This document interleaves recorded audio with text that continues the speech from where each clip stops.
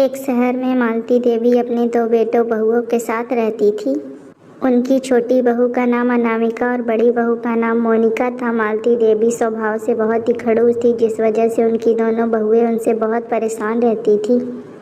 उनकी joint family थी जिसमें हर चीज़ का फैसला मालती देवी करती थी। वहीं दोनों बहुएं किचन में थी। तभी अपनी देवरानी से आज क्या बनाऊं खाने में, एक काम कर सासू माँ से पूछ कर आज डिनर में क्या बनाएं। उनकी छोटी बहू उनसे बहुत डरती थी। मैं नहीं दीदी, आप ही पूछ कर आओ, मैं नहीं जाती पूछने। क्योंकि अनामिका की शादी को अभी कुछ ही महीने हुए थे, वो अपनी सास के सामने जाने से हिचकिचाती थी, जिस वजह से अनामिका को ही अपनी सास का सामना करना पड़ता था, उनके गुस्से का शिकार होना पड़ता था। तुम तो सासू माँ से ऐसे बचती फिरती हो मानो तुम्हें अकेले ही उनसे डर लगता है। क्योंकि आज बारिश की वजह से मौसम बहुत सुहावना था, इसलिए अनामिका का आज कुछ अच्छा खाने का मन कर रहा था। वहीं अनामिका अपनी सास के कमरे में जा पहुंचती है और डरते हुए अपनी सास से पूछती है, मम्मी जी आज खाने में क्या बनाना है? तुम्हें तो पता है मुझे खाने में क्या पसंद है, उसी में से कोई एक आध चीज बना लो। हाँ माँ जी पता है, क्योंकि स्टोर रूम तो पूरा आपकी मनपसंद चीज़ों से ही भरा हुआ है। अच्छा बहू किस सोच में डूब गई। अच्छा जाकर आज कढ़ी चावल ही बना ले और साथ में पुदीने की चटनी भी बना लेना। माँ जी आज बारिश का मौसम है, मौसम बहुत अच्छा है, आज कुछ अच्छा खाने का मन कर रहा है। बहू तो बस अपने बारे में मत सोच, हमारी सेहत का तो ख्याल रख। माँ जी एक दिन तो अपनी पसंद का खाना खाने दीजिए। देख बहू मैं जो कह रही हूँ सुन, जाकर कढ़ी चावल ही बना ले और साथ में पुदीने की चटनी भी बना लियो। बहू अब यहाँ खड़े खड़े मेरा मुंह मत ताक, अब जाकर जल्दी से खाना बना ले, क्योंकि अजय विजय ऑफिस से घर आते ही होंगे। और जा जल्दी खाना बना ले। माँ जी हमें अपने मन का कभी कुछ खाने ही नहीं देती हैं, वो तो अपनी मर्जी ही चलाती है, हमारा तो उन्हें कोई ख्याल ही नहीं है। ऐसा सोचते हुए गुस्से में अनामिका किचन में आ जाती है। क्या हुआ दीदी, आप इतने गुस्से में क्यों हैं? क्या बताऊँ, माँ जी ने मना कर दिया, वो बस अपनी मर्जी ही चलाती हैं। हम कर भी क्या सकते हैं दीदी? मुझे तो अब बहुत ही गुस्सा आता है, हम कभी अपने मन का कुछ खा ही नहीं पाते, माँ जी हर चीज़ में अपनी मर्जी चलाती हैं। चलो अब जल्दी जल्दी कढ़ी चावल बना लो, नहीं तो माँ जी उसके लिए भी गुस्सा करेंगी। फिर वे दोनों कढ़ी चावल बनाने लगती हैं। अब मालती देवी की पसंद का खाना खाते खाते उनकी बहुओं के साथ उनके बेटे भी परेशान हो गए थे।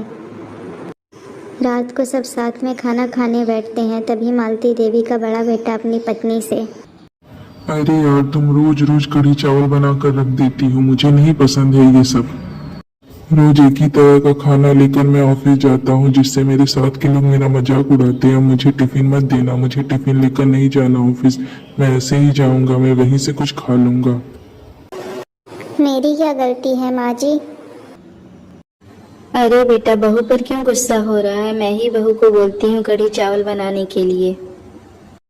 तुम लोगों को तो रोज चाहिए चाट मसाला खाने को, पर मेरे बुढ़ापे का तो ख्याल रखो। कढ़ी चावल कितना पौष्टिक होता है, पर तुम लोगों को तो पसंद ही नहीं आता।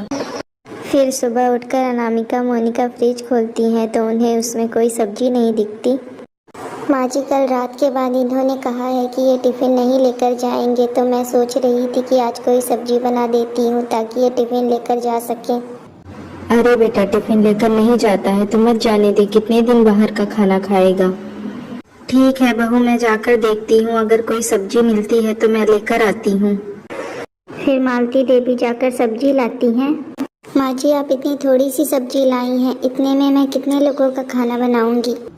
बहू मैंने सिर्फ अपने बेटों के लिए ये सब्जियां लाई हैं, हम तीनों तो फिर से कढ़ी चावल ही खा लेंगे, क्योंकि कढ़ी चावल सेहत के लिए बहुत अच्छा होता है। तुम लोगों को तो मेरी बात समझ में नहीं आती।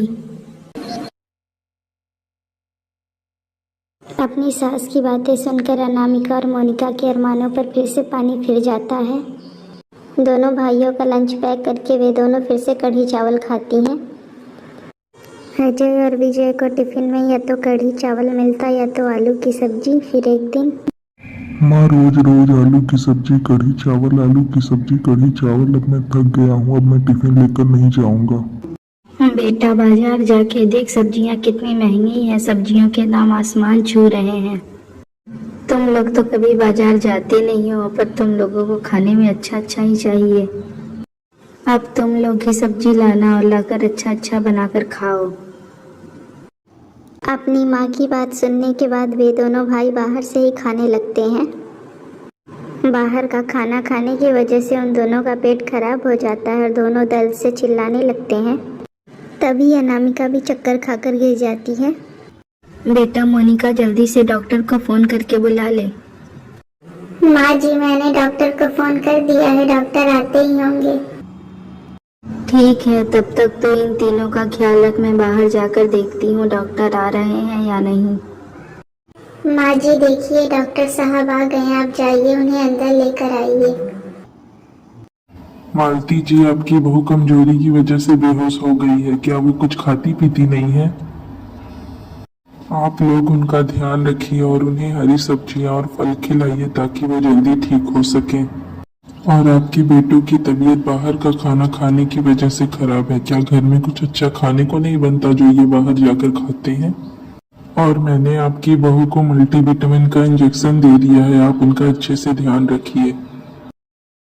डॉक्टर की बातें सुनकर मालती देवी, डॉक्टर साहब आप जैसा कह रहे हैं मैं वैसा ही करूँगी। मैं अपनी बहू का अच्छे से ध्यान रखूँगी और घर में ही अपने बच्चों की पसंद का खाना बनवाऊँगी ताकि मेरे बेटे बाहर का खाना ना खाएं।